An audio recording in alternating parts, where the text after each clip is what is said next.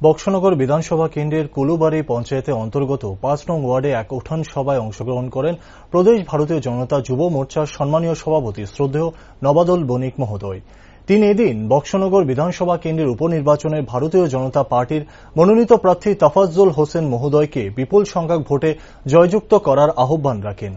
উক্ত উঠান সভায় সিপিআইএম নেতা তথা প্রাক্তন মন্ত্রী শহীদ চৌধুরীর ভাই শ্রী ফারুক চৌধুরী সহ ৪০ জনের অধিক ভোটার সিপিআইএম এর অন্যায় অবিচারের প্রতি ধিক্কার জানিয়ে ভারতবর্ষের যশস্বী প্রধানমন্ত্রী নরেন্দ্র মোদী এবং রাজ্যের মাননীয় মুখ্যমন্ত্রী ডক্টর মানিক সাহা মহোদয়ের নেতৃত্বাধীন সেবা ও সুশাসনের সরকারের প্রতি আস্থা ও বিশ্বাস রেখে বুধবার ভারতীয় জনতা পার্টিতে যোগদান করেন।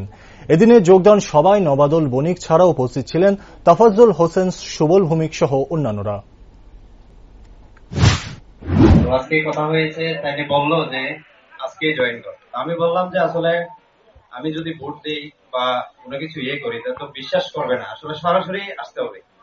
আসলে সিপিএমটা অনেক বছর হয়েছে আমি করছি, 93 থেকে আমি এসএফআই সঙ্গে, 93 থেকে, যার বয়স হয়েছে না এখন। আসলে 2004-এ আমি পার্টি মেম্বার, সিপিএম এর পার্টি মেম্বার তো জানেন অনেক বিশাল ব্যাপার, কিন্তু আমাদের এই কুলুবাড়িতে পার্টি কোনো সম্মানে আমাদের পরিবারে আমরা পাইনি, সত্যি কথা যেটা।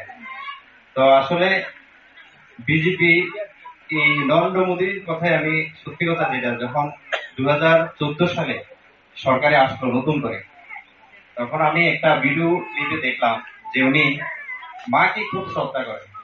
এই বিষয়টা আমার মনের মধ্যে খুব দাগ কেটে আছে। তারপর থেকেই আমি